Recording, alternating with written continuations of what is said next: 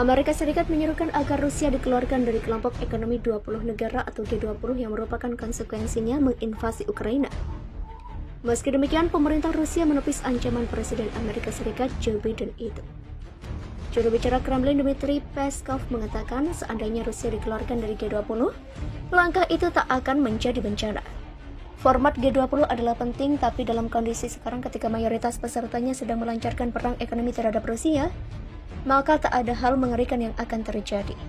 Demikian kata Dmitry Peskov kepada para wartawan pada Jumat 25 Maret. Ditambahkan, dunia tidak hanya terbatas pada Amerika Serikat dan Eropa. Dan dia juga memperkirakan upaya Washington mengucilkan Moskwa akan gagal. Penegasan Peskov disampaikan menyusul pernyataan sejumlah negara barat untuk mengeluarkan Rusia dari G20 sebagai tanggapan atas invasinya ke Ukraina.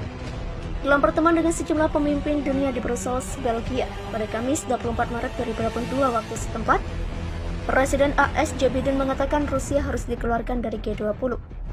Jawaban saya adalah ya, tergantung pada G20. Demikian kata Biden.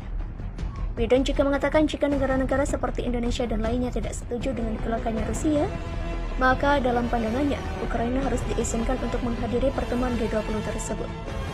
Komentar ini keluar setelah Presiden Rusia Vladimir Putin dikatakan ingin menghadiri KTT G20 di Bali, Indonesia yang tahun ini memimpin forum tersebut. Sebelumnya pada hari yang sama, Perdana Menteri Australia Scott Morrison mengatakan bahwa membiarkan Presiden Putin duduk satu meja dengan para pemimpin dunia lain adalah satu langkah yang terlalu jauh. Mantan Perdana Menteri Inggris David Cameron menyerukan kepada pemimpin negara-negara barat untuk memboikot KTT G20 seandainya Presiden Putin hadir. AS berargumen dengan adanya serbuan ke Ukraina, maka lembaga-lembaga internasional tidak bisa bertindak sebagaimana biasanya.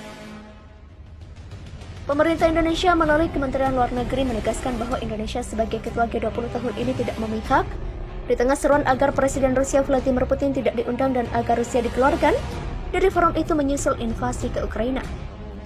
Namun dalam jumpa pers pada Kamis 24 Maret, Indonesia menegaskan sikap netral. Sebagai presidensi tentunya dan sesuai dengan presidensi-presidensi sebelumnya adalah mengundang semua anggota G20. Demikian kata staf khusus Menlu bidang penguatan program-program prioritas Kemenlu dan Koserpa G20 Indonesia, Dian Triansyah Jani. Ditambahkan Indonesia dalam mengetuai berbagai konferensi suatu forum dan organisasi berpegang pada aturan yang berlaku dan tidak terkecuali di G20. Oleh karena itu memang kewajiban untuk Presiden G20 untuk mengundang semua anggotanya. Demikian katanya.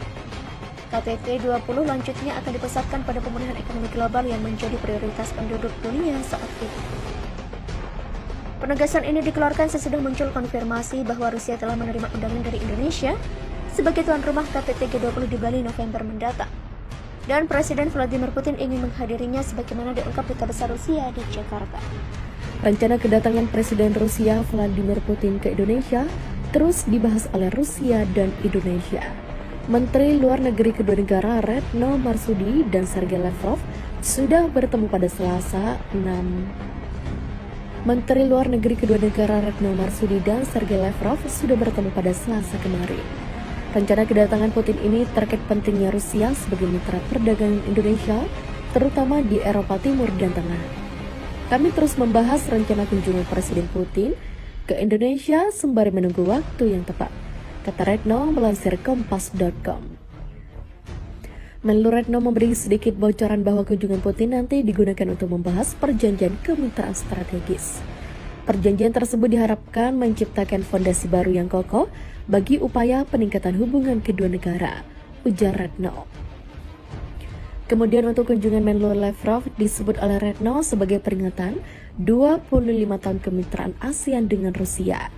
Indonesia berperan sebagai koordinator kemitraan ASEAN dan Rusia. Kerjasama ini begitu kuat sampai Retno dan Lavrov juga memimpin pertemuan ASEAN-Rusia Foreign Minister Selasa kemarin. Indonesia dan Rusia juga baru saja menandatangani dokumen rencana konsultasi antara Kementerian Luar Negeri kedua negara mulai 20.